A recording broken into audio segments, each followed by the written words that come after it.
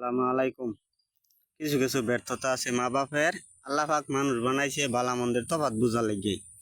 ছোটবেলাতে যদি পুলাহান দে বালা মন্দ বুঝান যায়, পুলাহান সহজে খারাপ হয় না। হালাল হারাম বুঝান গেলে চুরি করা, মিথ্যা কথা বলা, লুচ্চামি করা, বদমাশি করা, সিন্ডিকেট করা, চাঁদাবাজি করা, অন্যের জিনিস দখল করা, অন্যের জিনিস দিয়া লুপ করা, এটা হইলো মা বাপের দায়িত্ব, হইলো বালা মন্দ বুঝানির। এই দেশে যে ঘুষ খায়, লুচ্চামি করে, সিন্ডিকেট করে, চাঁদাবাজি করে, এটা তো শুরুতে মা বাপে বালা মন্দ বুঝায় না।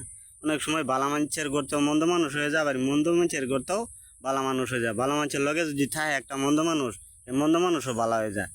বালা মন্দ বুঝাবার লাগে আল্লাহ পাক মানুষের মাথায় জ্ঞান দিছে, বুদ্ধি দিছে, কিন্তু এটা অনেক সময় মানুষে করে না। মানুষের ক্ষমতা যায়, বড় চাকরি করে, ওই সময় যা মন চা তাই করে, মদ খায়, গাঁজা খায়, চুরি করে, বদমাইশি করে, লুচ্চামি করে, অন্যের সম্পদ লুটপাট করে। ধন্যবাদ।